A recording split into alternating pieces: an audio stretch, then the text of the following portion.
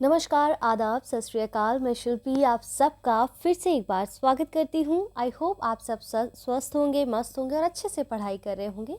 और आज हम यहाँ पर एंशंट हिस्ट्री क्विज़ की जो सीरीज़ हमने शुरू की थी सुबह 10 बजे मंडे टू सैटरडे, उसका लेक्चर 15 है, यानी कि दैट मीन्स 14th लेक्चर आ चुके हैं। तो 1 से 14 तक के जो लेक्चर आप उन्हें प्लीज़ देख लीजिए। उनके PDF अगर नहीं मिले तो प्लीज़ इन्फॉर्म मी। आप मुझे फॉलो कर सकते हैं मेरे इंस्टाग्राम चैनल पर, मेरे टेलीग्राम चैनल पर। सारे PDF लिंक्स आज तक मैंने जो भी पढ़ाया है वो सारे आपको यहाँ पर अवेलेबल हो जाएंगे। तो उन्हें फॉलो करते रहिए, इंस्टाग्राम पे फॉलो करिए, ताकि आपको एटलीस्ट जो भी बातचीत करनी है वहाँ आप उससे कनेक्ट कर सकते हैं। पढ़ाई से रिलेटेड चीज़ें आप मोस्ट प्रॉब्ली आप यहाँ पर भी मुझसे पूछ सकते हैं, ठीक है। और ये जो एंशिएंट हिस्ट्री क्विज है बच्चों, ये हम पूर्वानुलोकन यानी कि घटना चक्र बेस्ड पे यहाँ पर कर रहे हैं। तो चलिए शुरू करते हैं आज के अपने प्रश्नों को। देखिए, पहला प्रश्न क्या कहता है आज का कि प्राचीन भारत के बौद्ध मठों में पवरन नामक समारोह आयोजित किया जाता था, जो संघ परिनायक और धर्म और विनय विषयों पर एक एक वक्ता को चुनने का अवसर होता था। वर्षा ऋतु के दौरान मठों में प्रवेश एक्चुअली माफ़ी चाहती हूँ, फ़ोन का कुछ कर नहीं सकते हैं फ़िलहाल। वर्षा ऋतु के दौरान मठों में प्रवास के समय भिक्षुओं द्वारा किए गए अपराधों की स्वीकृति का अवसर होता था। किसी नए व्यक्ति को बौद्ध संघ में प्रवेश देने का समारोह होता था, जिसमें उसका सिर मुंडवा दिया जाता था और पीले वस्त्र दे दिए जाते थे। आषाढ़ की पूर्णिमा में अगले दिन बौद्ध भिक्षुओं के एकत्र होने का अवसर होता था, जब वे वर्षा ऋतु के आगामी 4 महीनों के लिए निश्चित आवास चुनते थे। तो ये आपके 4 ऑप्शंस दिए गए। पूछ रहे हैं कि प्राचीन भारत के जो बौद्ध मठ हैं उसमें पवरन नामक समारोह आयोजित किया जाता, जो क्या था। तो एक्चुअली देखेंगे कि वर्षा ऋतु बारिश के टाइम पे क्या होता था कि 4 महीने के लिए बौद्ध भिक्षुक जो बौद्ध महाविहारों में निवास करते थे, ठीक है। तो इस समय धर्म प्रचार का कार्य जो है रुक जाया करता था। आपको याद होगा, जैसे मैंने आपको पढ़ाया था कि चैत्य क्या है, चैत्य ग्रह क्या है, ये सब में तो वो उस चीज़ की बात है कहीं ना कहीं। तो वर्षा ऋतु के बंद होने के बाद क्या होता था, जब वह फिर से धर्म प्रचार कार्य शुरू करते थे, तो बौद्ध भिक्षु पवरन नामक समारोह आयोजित करते थे, जिसमें देखेंगे जिसमें क्या होता था कि पीछे किए गए जो भी पिछले कार्यों ने किए थे उस पर विचार होता था और आगे के कार्य की योजना बनाई जाती थी। इसके अलावा क्या होता था, जो भिक्षु थे इस समारोह में अपने अपने द्वारा दिए गए जो भी अपराध है, अपने द्वारा जो भी अपराध किए गए हैं उनको भी स्वीकार करते थे। तो पवरन नामक जो चीज़ें हैं उसमें पिछले कार्यों पर विचरण होता था, आगामी कार्यों के लिए रणनीति बनाई जाती थी और नए कार्यों को शुरू करने से पहले जो भी उनसे अपराध हुए उसको स्वीकार यहाँ पर करते थे। कहने का तात्पर्य है कि ऑप्शन बी जो है आपका पूरी तरह से यहाँ पर इसको फुलफिल करता है, यानी कि option B is the correct answer. अगला प्रश्न है, अशोकाराम विहार निम्नलिखित में से किस स्थान पर स्थित था। तो वैशाली, पाटलिपुत्र, कौशाम्बी, श्रावस्ती। ये आपका देखेंगे कि प्रसिद्ध जो बौद्ध ग्रंथ महावंश है वो कहते हैं, उसके अनुसार कहा गया है कि मौर्य शासक अशोक ने पाटलिपुत्र में अशोकाराम विहार को निर्मित कराया था और इस विहार का जो निर्माण है वो इंद्रगुप्त नामक थेर भिक्षु के निरीक्षण में हुआ था। तो और तीसरी बौद्ध संगीति सभा के भी अशोक के ही समय हुई थी। कहने का तात्पर्य है कि यहाँ पर इस प्रश्न का उत्तर पाटलिपुत्र यानी कि ऑप्शन बी होगा। क्लियर है यहाँ तक? आगे बढ़ते हैं। विश्व का सबसे ऊंचा कहा जाने वाला विश्व शांति स्तूप बिहार में कहाँ है। वैशाली, नालंदा, राजगीर, पटना। तो आपका ये देखेंगे बिहार में जो राजगीर की पहाड़ियाँ जो 400 मीटर की ऊंचाई पर स्थित है, वहाँ पर शांति स्तूप विश्व का सबसे ऊंचा कहा जाने वाला विश्व शांति स्तूप है। कहाँ पर है? राजगीर में है, ठीक है, बिहार में राजगीर में। इसलिए इस प्रश्न का उत्तर ऑप्शन सी हो जाता है। देखिए, छोटी छोटी सी चीज़ें हैं, याद रह जाएंगी तो सही प्रश्न हो जाएगा, रेस में आ जाएंगे, वरना रेस से बाहर चले जाएंगे। तो रिवाइज करते रहिए अपनी बेसिक्स को और उसके साथ साथ इन प्रश्नों को डेली पढ़ते रहिए, डेली करते रहिए इनको, ठीक है। बुद्ध की 80 फुट बड़ी प्रतिमा जो बोध गया में है निर्मित की गई थी जापानियों द्वारा, थाई लोगों के द्वारा, श्रीलंकाइयों द्वारा, भूटानियों के द्वारा। तो देखिए, ये जो बुद्ध की 80 फुट की जो ऊंची बोध गया में स्थित जो प्रतिमा है वो लाल ग्रेनाइट और बलुई पत्थर से निर्मित है।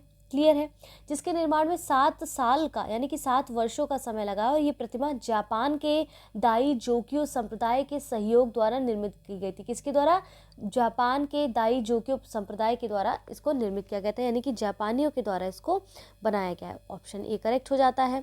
सबसे पहले शब्द जो है स्तूप कहाँ मिलता है? ऋग्वेद, जातक कथा, अर्थशास्त्र, अष्टाध्यायी। और आप देखेंगे कि ये जो ऋग्वेद शब्द है, सॉरी माफ़ी चाहती, स्तूप जो शब्द है वो इसका वर्णन ऋग्वेद से हमें मिलता है और इसके अलावा अथर्ववेद, वाजस्नेही संहिता, तैत्तरीय ब्राह्मण संहिता, पंचविश ब्राह्मण आदि ग्रंथों से स्तूप के संबंध में जानकारी मिलती है। लेकिन स्तूप का जो शाब्दिक अर्थ है वो है वस्तु का ढेर, ठीक है। किसी वस्तु का ढेर होना, जहाँ पर आप देखेंगे स्तूप क्या है कि वहाँ पर आप देखते हैं कि किस प्रकार से बुद्ध या उनके शिष्यों के मरणोपरांत उनके शारीरिक अवशेषों को वहाँ पर रखा जाता है, मैंने पढ़ा है कई बार, ठीक है। तो स्तूप कहने का तात्पर्य यहाँ पर यह है कि ऋग्वेद से प्राप्त होता है। तो इस प्रश्न का उत्तर क्या हो जाएगा, ऑप्शन ए हो जाएगा। क्लियर है।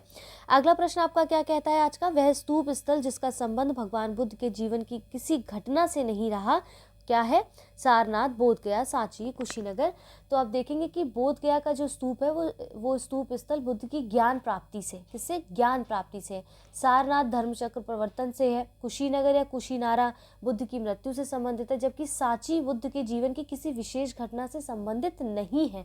वहाँ पर उनके शारीरिक अवशेषों को रखवाया गया, लेकिन उनकी किसी जीवन काल से संबंधित कह सकते कि किसी घटना से संबंधित डायरेक्टली नहीं है। तो इस प्रश्न का उत्तर ऑप्शन बी हो जाएगा। बहुत ही शानदार प्रश्न है और आप यकीन नहीं करेंगे काफ़ी बार यूपीपीएससी में बहुत बार ये प्रश्न पूछा गया है, ठीक है। अगला प्रश्न क्या कहता है आपका आज का, निम्नलिखित स्तूपों का सही तैथिक जो क्रम है, कालानुक्रम क्या है, इस प्रकार से आपको दिए गए हैं।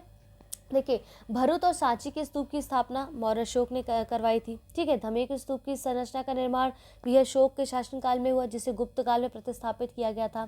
अमरावती स्तूप का निर्माण जो है सातवाहन के समय में हुआ था। वहीं भरूच और सांची और धमेक स्तूप के निर्माण जो है निर्धारित करना यह संभव नहीं है, क्योंकि यहाँ पर सही क्रम नहीं दिया गया है, ठीक है। तो इस तरह के प्रश्नों के जो उत्तर होते हैं बहुत बार जब नहीं आते तो उनको जो है साइड कर दिया जाता है उन प्रश्नों को एग्जामिनेशन के दौरान पे। फिलहाल कहने का तात्पर्य कि जो एक्सप्लेनेशन मैं आपको बता रही हूँ दिस इज़ राइट, ठीक है।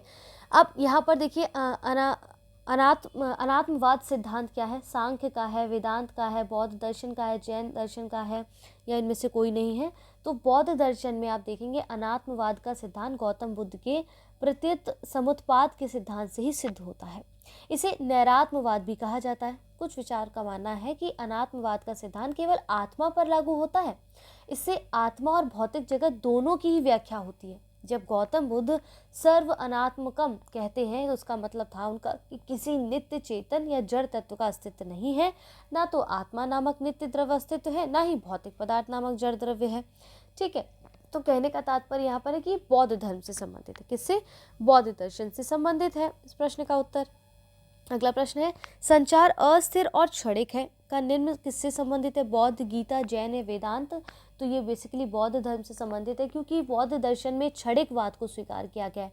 बुद्ध ने स्वयं अनित्यवाद के सिद्धांत का प्रतिपादन भी किया था। क्षणिकवाद अनित्यवाद का तार्किक विकास है जो बौद्धोत्तर दर्शन में अस्तित्व में आया, ठीक है। इससे क्षणिकवाद का मतलब क्या है कि विश्व के हर वस्तु का अस्तित्व क्षण मात्र के लिए ही रहता है। जिस प्रकार नदी की एक बूंद एक क्षण में सामने आती है और दूसरे क्षण में वो विलीन हो जाती है, उसी प्रकार से जगत की जितनी भी वस्तुएं हैं वो एक क्षण में दिखाई देती हैं, फिर अपने आप में विलीन हो जाती हैं, है ना। तो किससे संबंधित है, बौद्ध धर्म से संबंधित। इस प्रश्न का उत्तर ऑप्शन ए हो गया। अगला प्रश्न क्या कहता है, निम्नलिखित में से किसे एशिया के ज्योति पुंज के तौर पर माना जाता है, गौतम बुद्ध को, महात्मा गांधी को, महावीर स्वामी को, स्वामी विवेकानंद को। तो आप देखेंगे इसमें महात्मा बुद्ध हैं जो वो एशिया के ज्योतिपुंज के तौर पर माने जाते हैं, लाइट ऑफ एशिया इनको कहा जाता है, ठीक है। इस प्रश्न का उत्तर ऑप्शन ए हो जाएगा। अगला प्रश्न है, निम्नलिखित में से किसे एशिया का ज्योतिपुंज माना जाता है, माफ़ी चाहती हूँ, ऑप्शन ए बी है यहाँ पर, वो ऊपर देख के मैंने इसको ओके तो फाइन, 2 बार पूछा गया है, ठीक है ठीक है। तो इस प्रश्न का ऑप्शन ए हो गया। सेम एशिया पुंज किसको कहा जाता है, एशिया का ज्योतिपुंज, ऑप्शन बी हो गया। यहाँ पर भगवान बुद्ध को कहा जाता है। नव बौद्धवाद के प्रतिपादक कौन है, राधा कृष्णन, टैगोर, अंबेडकर, विवेकानंद।